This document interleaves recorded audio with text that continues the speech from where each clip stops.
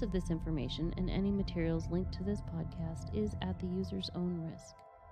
The content of this podcast is not intended to be a substitute for professional medical advice, diagnosis, or treatment.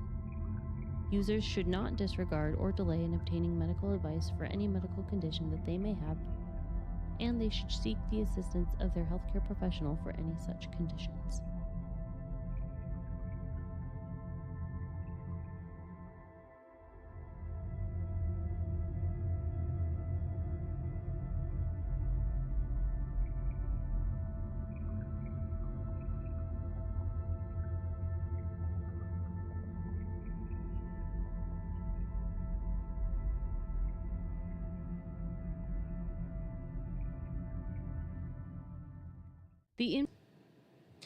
Hello, and welcome to Mind Body Luminosity, the podcast where we dive into the realms of health and wellness and equip you with the tools you need to live a vibrant life.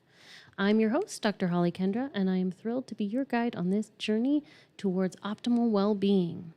So I have one more solo-sode for you all today, and I'm excited to share with you information on one of my favorite subjects to talk about, and that is light therapy. Next week, we're going to have an awesome guest come in and join us. And a couple weeks after that, we'll get some more fun guests. But today, I want to dive into light therapy because it is one of my absolute favorite subjects to talk about. Now, I'm going to share with you guys a couple of resources right off the bat if this is interesting to you all at all. The first is a book by Anna D. Martell, and it is called Light Therapies, A Complete Guide to the Healing Power of Light. So if you're on YouTube watching us, you can see the image of the book. But again, it is a book by Anna D. Martell, and it is called Light Therapies, A Complete Guide to the Healing Power of Light. And then the second one is another book by a gentleman called Jacob Lieberman, and it is called Light Medicine of the Future. So here's the image of that book right there. So you can see these are the two books that really have done a lot for me in educating on light, in addition to lots of other avenues and my time in medical school learning to work with light. The other shout out that I want to give in the realm of learning about light therapy, or if you ever want to learn more, is the company Luminosity. That is the company that has the light therapy system that I use in my office, and they do regular education on light therapy and the use of light for health and healing. And so if you want more information on that, you can look up the group on Facebook called Power of Light VIP. And that is operated by the Lumiceuticals company, and they do a ton of free education on light. So shout out to Lumiceuticals.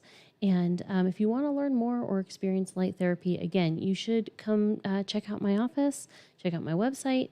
Lots of references and information for you there. So let's dive in. Let's dive into light therapy. The use of light therapeutically has actually been around for thousands of years, but we don't often recognize it. About 30, 40 years ago, we started to see the happy light boxes come out. Those are the ones that deliver the full spectrum light. We started to see them recommended for people dealing with SAD or seasonal affective disorder. So if you're in the cloudy days like we have today, and it's cloud, rain, snow mix that we've got going on, come on, it's spring. Those light boxes, those happy lights, can be really beneficial for people that get into these cloudy, rainy, snowy days, these long winters, where they have a really hard time with mood and with energy and just with functioning in general. Sitting in front of those happy light boxes for even just 20 minutes a day really can help. It helps with that conversion of vitamin D and gives us those the energy that we need. And we'll dive into why that is a little bit later here. But now we're starting to see the widespread use of red light therapy. There's been a lot of research on red light therapy lately for use in pain management, for use in healing, dealing with inflammation, things like that. So there are a lot of red light therapy devices out on the market these days, kind of promoting the use of red light. So really, we can look back through history, therapeutically, light has been used a lot. And it's well known in thousands of hospitals and clinics too. You see it with the use of the bilirubin lights. I know when my first kiddo was born, he came out and he was jaundiced and he had to sit under the bilirubin lights. That is a form of light therapy that is widely used. There's also low-level laser therapy, infrared sauna therapy. Those are also forms of light therapy. And then sterilizing lights to sterilize instruments and things in hospitals. And there are thousands of studies on light therapy. So if you're a research nerd, kind of like me, and you like to hop onto PubMed and look up different articles and study things, you wanna just know how to search it. And you can search for low-level light therapy or low-level laser therapy. Those are some ways that you can run PubMed searches on it. There also is a giant medical term that you can use, and it's called photobiomodulation. And so that's another good term you can use. Again, it's photobiomodulation if you want to do some research and learn more about the therapeutic use of light. Something that I think is really cool, learning about light therapy, is that our bodies are actually designed to interact with light. And it is really easy for our bodies to do so. We are made to interact with light, and it's just something that we tend to take for granted a lot, although we all know it deep down.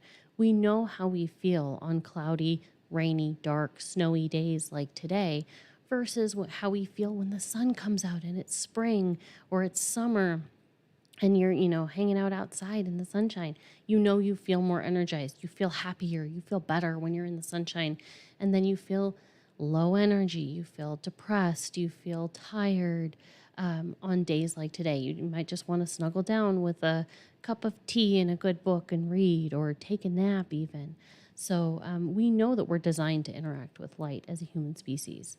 I do have a graphic for you I want to show you, because light exists. We know that light exists as both a wavelength and a particle.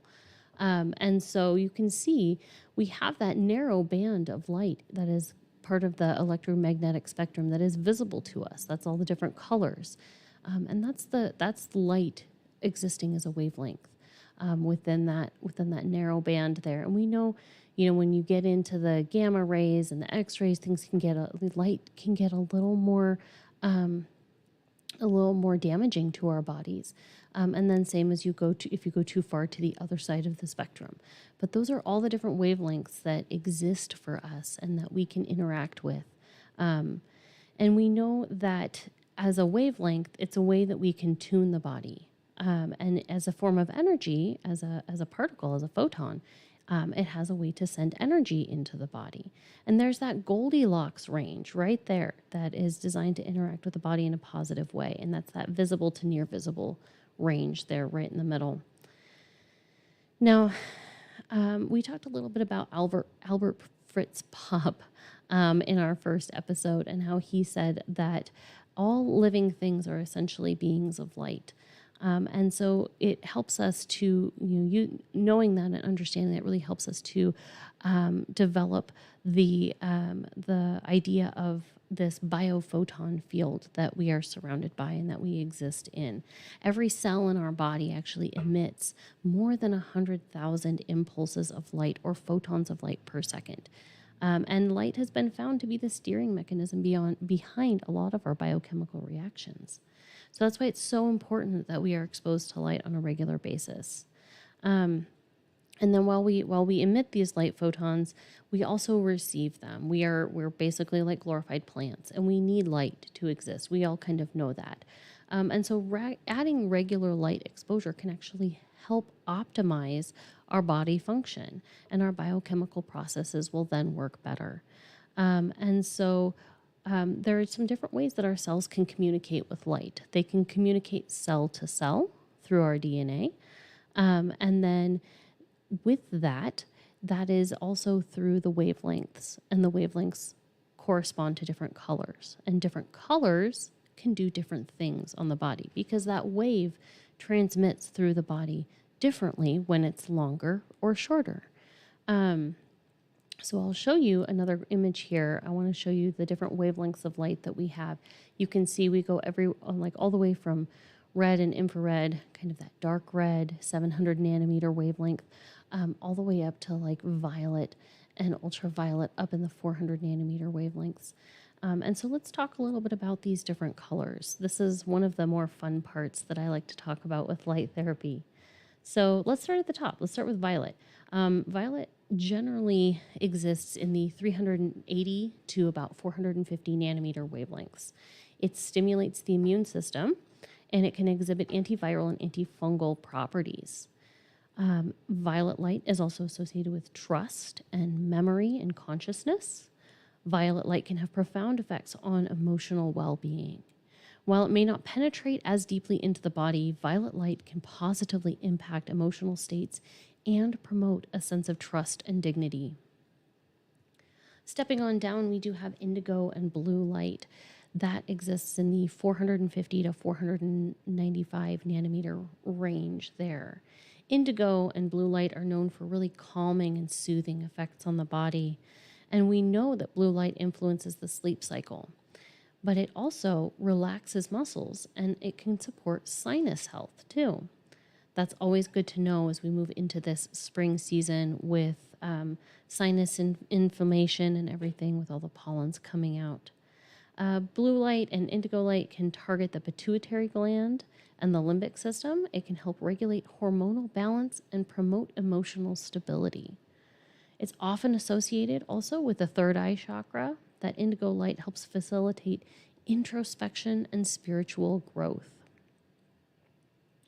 Sky blue exists in the 495 to about 520 nanometer wavelengths. And sky blue light can target the throat and the thymus gland, which supports our immune function and our overall health. It helps to promote lymphatic drainage and circulation, and it helps maintain a healthy immune response and enhances our vitality. Aqua and turquoise light, that's around the 520 to 565 nanometer wavelengths. Aqua and turquoise light, they nourish the thymus and the immune system as well. They also help to foster integrity and wholeness within the body. They're connected to the parathyroid gland, to skin health, and it promotes balance between thoughts, emotions, and physical well-being.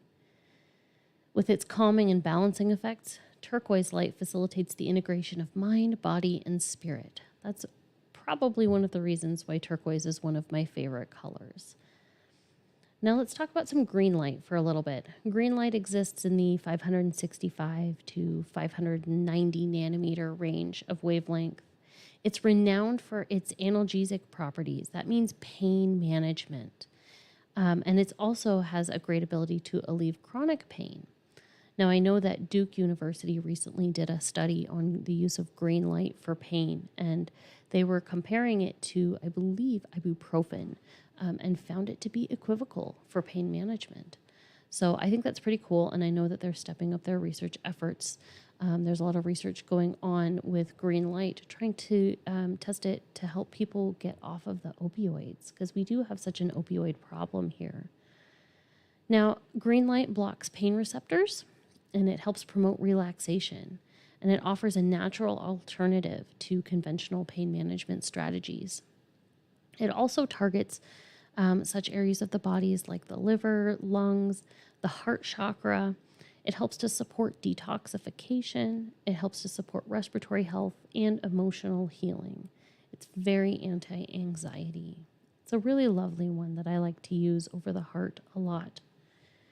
Yellow light. Yellow is around 590 to 625 nanometers in wavelength. It stimulates digestion and helps support gallbladder function, and it also enhances our vision. It's known also for its uplifting and energizing effects. Yellow light helps to boost our mood and vitality while supporting lymphatic and digestive function. Then we have orange light. Orange is somewhere around 625 to 700 nanometers in wavelength. And orange light actually acts as an antidepressant. It helps to uplift your mood and support adrenal health. It helps target the musculoskeletal system and the hip joints, and it helps to promote flexibility, mobility, and joy. It's associated with celebration and creativity, and it inspires enthusiasm and a passion for life. Then we come into red light. That's roughly 700 to 750 nanometers. in wavelength, and it is renowned for its ability to help increase circulation and promote tissue repair. It tonifies and warms the body and helps to relieve pain. It enhances vitality, and it also helps to support reproductive health. Red light has stimulating effects on cellular metabolism, and it accelerates wound healing and rejuvenates the skin. So red light is another really good one for pain management as well, especially with its effects on metabolism and on circulation. So we know also that light can inform us through its pulsations as well. And so especially if you're delivering light at a different frequency or at a specific frequency, that can help kind of tune the body, and it helps to bring the same sense of vibration to the body as well. And so we can use those specific frequencies to help support cellular homeostasis. And so there are 3 ways that I'm going to talk about where we are designed to receive light in our body. The first is through the eyes. And that is, when we're looking outside at the light around, and as the light is bouncing off all the different things, sending us different colors, like when we look at a green lawn, and that green light is bouncing it back at us, and we're taking that in. So a single photon hits the back of the retina, and it lights up the brain. And so that's how the light is then taken into our pineal gland, which is our light meter in our brain. And so light synchronizes us with our natural world and our consciousness through that pineal gland. The pineal gland also has rods and cones, just like our eyes, just like the back of our eyes. And that is one of the key aspects to our sense of well-being. The pineal gland helps to regulate our sleep cycle. And by doing so, it also, it helps to regulate our hormones. It helps to support our mood, our intuition, our memory, our creativity, and our consciousness. The pineal gland is really well known and throughout history. And I think that, historically they knew that it was an important piece of our brain. It's very small, though. It often gets overlooked. But if you look through history, there's a pine cone statue in the Vatican. The headdress on the Buddha is in the shape of a pine cone. And I think that they all understood that the pineal gland brought in that sense of awareness and that consciousness and how it connected to light. And so sometimes the pineal gland gets disrupted, and it really affects our, like I said, our hormones. It affects our sleep-wake cycle, things like that. And so some ways that our reception of light through the eyes gets disrupted, obviously, would be wearing sunglasses during daylight hours. I purposefully have tried to decrease my use of sunglasses because I want to make sure that I get proper reception of light into my eyes during the day. Obviously, you don't want to be looking directly at the sun, and if things are too bright and you need sunglasses, it's very important to help you see by wearing sunglasses. But another way that our pineal gland can get disrupted is by working odd hours.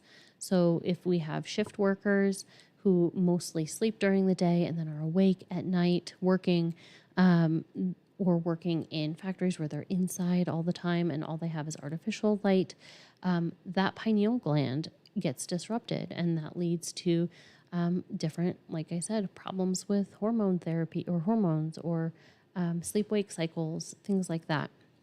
And it can be really disruptive to our body. Another way that we are seeing a lot more these days is when we are using screens before bedtime. When you have, when you're laying in bed and you're scrolling on your phone, or if you're working late and you're sitting in front of your computer screen working away, and that blue light is emitting into our eyes right before bed, that's signaling to our pineal gland that we're still awake, and it's telling it, don't release melatonin yet. We're not ready for sleep, so we're not ready for melatonin. It's still light. We're still receiving light, so it's not time for melatonin. And that's why getting that dark is also very important to signal that release of melatonin.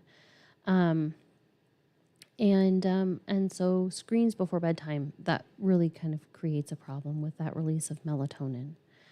And when we are having issues with our sleep-wake cycle or with hormones and things like that, we can look to the pineal gland as perhaps it's been calcified because it's not getting the stimulation or the darkness that it needs in the right cycles, and it can be really sensitive. I see that a lot with people when they come in to receive their light therapy sessions from me. Light can be really bright to them at the beginning. And as we work to regulate that stimulation to the pineal gland, over time, they are able to tolerate more and more light through their eyes. And so it really helps them to regulate better. You know, we start seeing that they start sleeping better, and things start health things start reversing and getting better when we start to regulate the pineal gland a little bit more. And the pineal gland is part of the whole endocrine system. It's a gland. It's part of the whole endocrine system, affecting the hypothalamus and the pituitary glands. It affects the adrenals. It affects the thymus. It affects the pancreas, the reproductive organs. And so if you can do that work on the pineal gland with light, it can help to bring some balance into that endocrine system. And it helps to really kind of bring the body out of a parasympathetic dominant state if you can start to regulate the pineal gland. Using light can be really meditative for people. It can lead to a sense of relaxation, and that can really help. It can really help when you relax the body, bring it into a state of rest and digest or parasympathetic dominance, and that allows the body to move into a healing state. We know that we can't heal when we are stressed. And most people, I would say a very good portion of the population right now, is so stressed out that they are not able to be in a healing state. And that's why we see so much sickness going around, especially chronic illness. Now, another way that we can receive light is through our skin or transdermally. And this is another way that I use light in my office. We have different light pads that can go right on your skin, and then they're received through the skin into the body. And it can really dramatically affect our performance and our well-being when we apply light directly to the body. Now, as I was talking about before, the shorter wavelengths don't penetrate as deeply into the body. So those violet and blue lights are not going to penetrate as deeply maybe as the red and the infrared. We know that the red and infrared can get all the way down to those big muscles and bones. But it can travel through the calcium ion channels, which still has an impact on our body. Now, that's kind of biochemical speak for making reactions happen in our body. Near infrared light can penetrate all the way to the bone, like I was saying, and that's where we're seeing like sitting in an infrared sauna or using red light therapy devices can really help people manage pain. At the cellular level, though, I want to talk about a little bit about the mitochondria. We talked a little bit about mitochondria before and how they're the powerhouse of our cell. So what the mitochondria do at the cellular level is the light is donating photons to cells that need energy. And these photons then increase our production of ATP, which is our body's currency of energy, up to 150%. And so one of the things they're interacting with is this cytochrome C oxidase. And what that does is it activates and it helps the body produce that ATP. This leads to increased cellular metabolism. And by increasing cellular metabolism, you're increasing oxygenation throughout the body. You're increasing alkalinity in the body, which is good. We want our body to be a little bit more alkaline and a little less acidic. It's increasing circulation in the body. And when you increase circulation in the body, you're also increasing the release of nitric oxide, which helps further increase circulation and helps to aid in relaxation of the body. So to talk a little bit more about the release of the nitric oxide, what that helps to do is it helps to open up the vascular flow. So that's our vessels. It helps increase blood flow throughout the body, which then decreases pain. It also stimulates collagen production, which everybody's looking for a good collagen support right now. So we want to help increase circulation. That's going to help that production. It's going to modulate blood pressure, which is really good. We need to help modulate blood pressure in more natural ways these days. And then nitric oxide also naturally inhibits viral replication. So that's really good in helping support our immune function right now. And so the photons also, one other thing that they can do that I don't have on this graphic here is that they help the body with cellular regeneration. And so by having those photons, that helps with healing.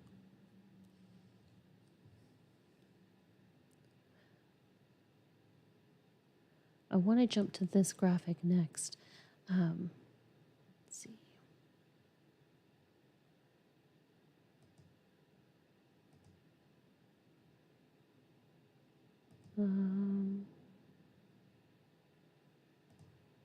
Okay.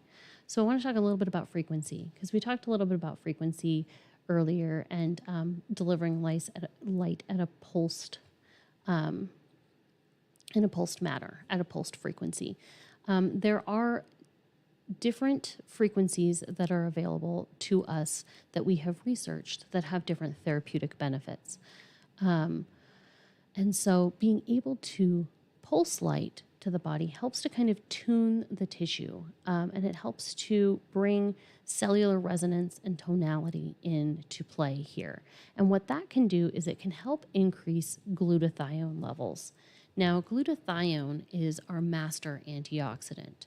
And so if we're looking to help support immune function, support overall health and well-being, we want to have plenty of glutathione around. And there are a lot of things there that are out there that can deplete glutathione right now. And that is all of the illness that we're interacting with, whether it's chronic or whether it's sudden and short term. And the glutathione is going around and acting as a master antioxidant and helping to fight all those free radicals that are being created from all the damage and the toxins and everything, illness that our bodies are interacting with on a daily basis. So if we can utilize a pulsed delivery of light, that can help boost that glutathione in our body in a natural way, and will also lead to a subsequent increase in energy and focus as well. So this image here is just a smattering of some of the researched frequencies and what they can help support in our body. And so we know that if we can utilize these with light, it basically really boosts that health and wellness support. So a third way that we can receive light in our body, we talked about the eyes, through the eyes, and we talked about through the skin, transdermally. The third way is through a quantum effect. Now, humans are profoundly influenced by light, not only through those first two direct physiological pathways, but also through the quantum field effect. And that concept basically suggests that light energy interacts with the body at a quantum level, affecting the body's subtle energy systems and promoting holistic well-being. And so this kind of gets a little bit deep, and we kind of got to stretch our thinking caps on this a little bit to really understand when you haven't done a whole lot of research into it.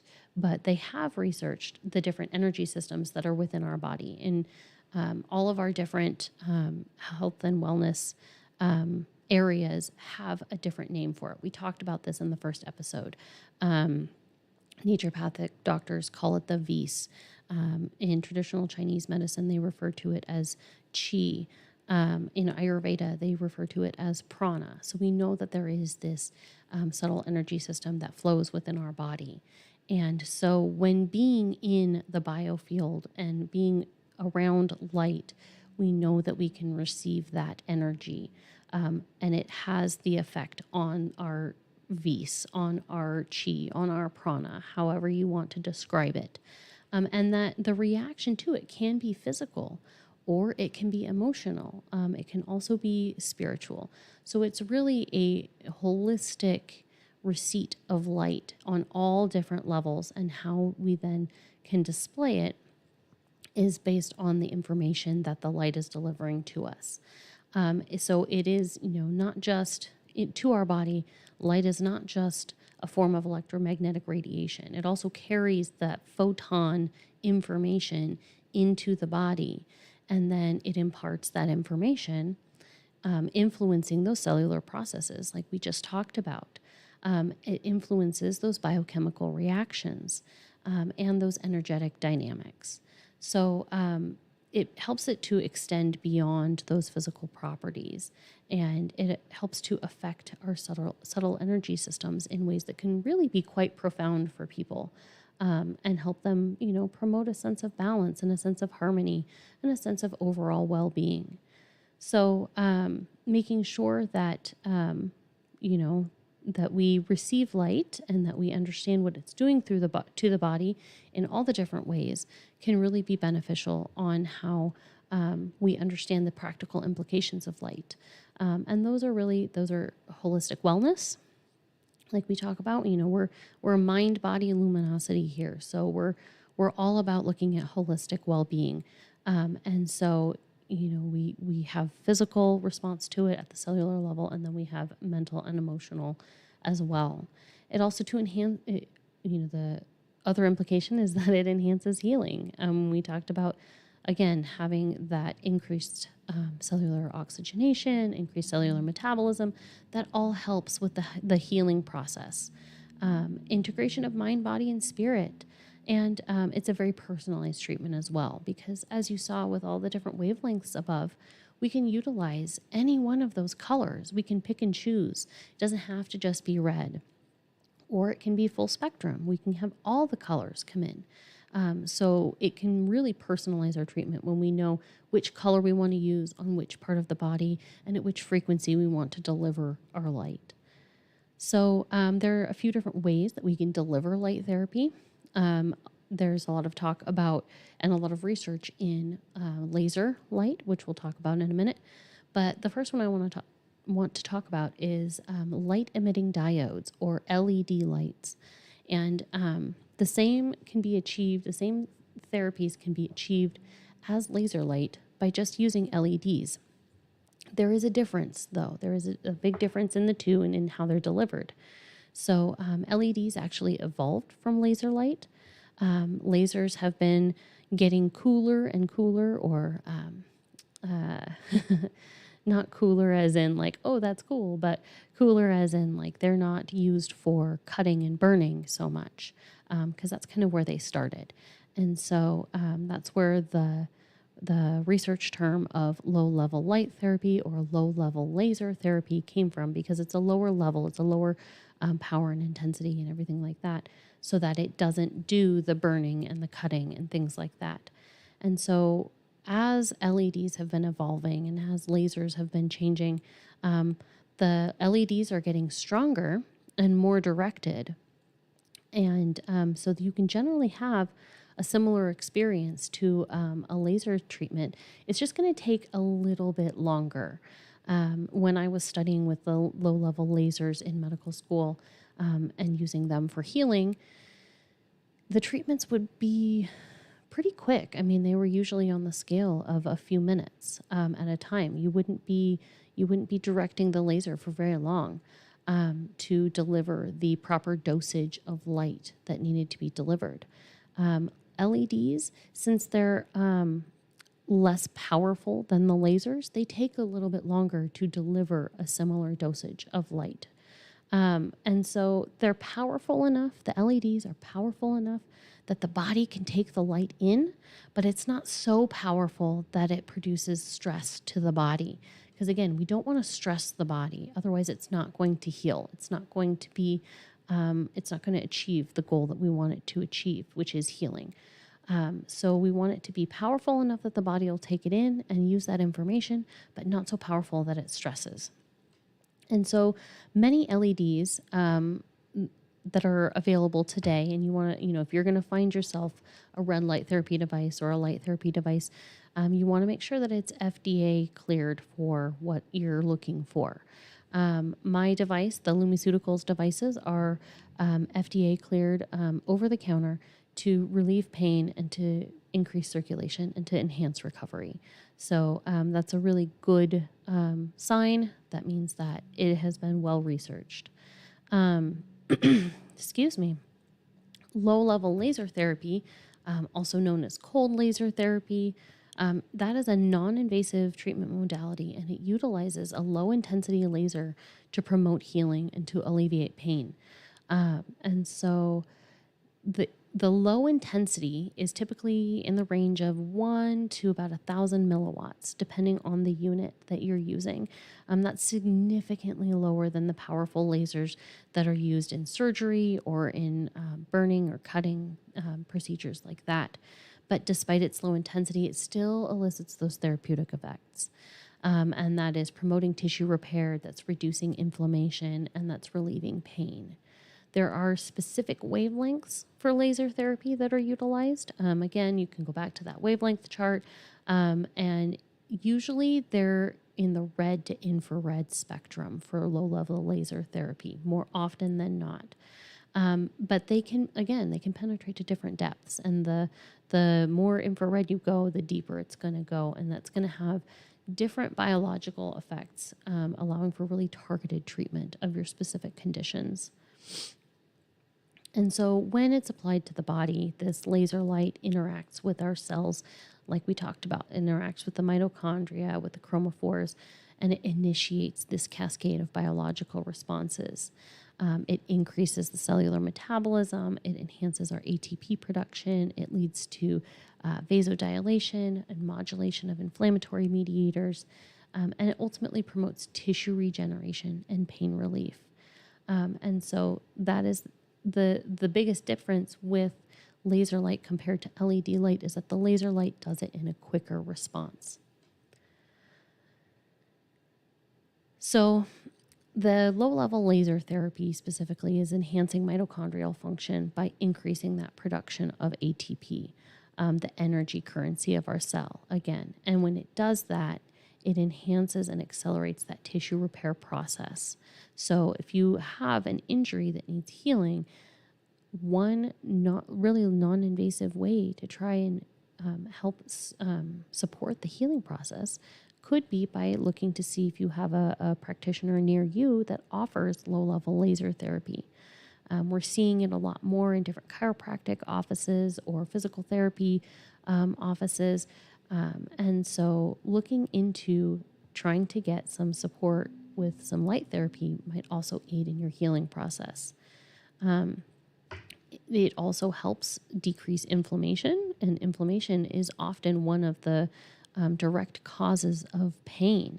And so by helping to support production of the glutathione, like we were talking about, it's going to help to reduce that oxidative stress on the body that is inflammation.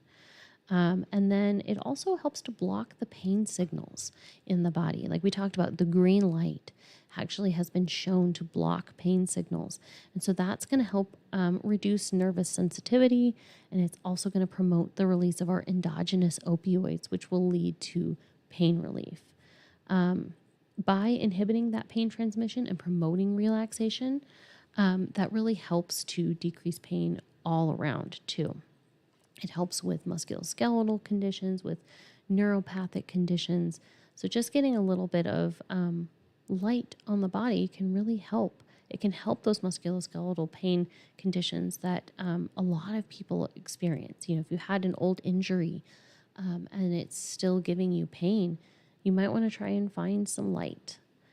It can also help with dermatological conditions too. That's when we haven't really talked about a whole lot, but we are starting to see those masks in different dermatology settings that can help with acne or anti-aging, things like that, psoriasis, alopecia, so hair regrowth, because it helps to promote collagen synthesis, like we talked about earlier. And the support of collagen synthesis and the support of wound healing and the support of modulating inflammatory responses, that can have a huge, profound effect on our face, on our skin, and helping to improve the texture, the tone, and the overall appearance of our skin. So with all of that, like bringing it all together, light therapy, low-level laser therapy, LED diode therapy, those are all really good, safe, non-invasive, and effective treatment options for a wide range of medical conditions. You can see how much, just after we talked a little bit, how much light can affect in the body and how we can really pinpoint and target and personalize, if we need to, the different delivery systems of light, the different colors that we're using, the different placement on the body. And what it can do is it really promotes that tissue repair. It reduces inflammation, which again is like the crux of pain. And that is where I find a lot of my work with my clientele, is in trying to help them manage pain, which means we need to manage inflammation. And so as research continues to uncover more mechanisms and more applications of light therapy, it really holds great promise as a versatile tool to help the fields of healthcare and wellness and rehab and things like that, to really help people heal and recover from injury and illness. And so I'm going to bring it home and just talk a little bit about, if you want to come experience some light therapy, or if you want to see it in action, if you want to learn a little bit more, you can check out Luminosity Wellness. I love to share about light. I love to have people come in and experience the light and see what it can do for you. As a final reminder, I'll go one more time and just let you know the resources that I touched on today. For more information on this, if anybody finds this fascinating or interesting and wants to dig deeper into it like I did, we had the book Light, Medicine of the Future by Jacob Lieberman. And then we also had the book Light Therapies, A Complete Guide to the Healing Power of Light. This one is by Anna D. Martel. And that is one of my absolute favorites, this book here. It is well loved, if you could see it in person. But those are two great resources to check out. And then also, finally, the Lumiceuticals group that is called Power of Light VIP on Facebook. They have lots of educational webinars and group calls and things like that, where you can attend and learn more about light and ask questions and just get educated and figure out where to find light near you, because maybe you're not local to West Michigan and you want to find somebody who does light therapy or who knows more about light. Power of Light VIP on Facebook is a really great resource for that. And then you can check us out at Luminosity. We'd be really happy to have you come down and give us a try and ask your questions to me. I'm happy to chat about it anytime. So with that being said, I want to thank you for tuning into today's episode of Mind, Body, Luminosity. I hope you found this discussion both enlightening and empowering today. Reminder that next week I'm going to have a wonderful guest on our show who's going to talk about wellness from an angle that we might not often think about for wellness. So remember, your health is your greatest asset, and investing in it is key to living a fulfilling life. If you enjoyed today's episode, please don't forget to subscribe, rate it, and review it, please, and offer us feedback. If there's health topics or wellness topics that you would love to hear and learn more about, please let us know, because that helps us deliver valuable content to you in the future. So until next time, stay curious, stay mindful, and stay healthy. Wishing you wellness and abundance until we meet again. The information provided in this podcast and supporting material is for general informational purposes only. It does not constitute the practice of medicine or other professional healthcare service, including the giving of medical advice. I am a doctor, but I am not your doctor, and no doctor-patient relationship is formed. The use of this information and any materials linked to this podcast is at the user's own risk. The content of this podcast is not intended to be a substitute for professional medical advice, diagnosis, or treatment. Users should not disregard or delay in obtaining medical advice for any medical condition that they may have and they should seek the assistance of their healthcare professional for any such conditions.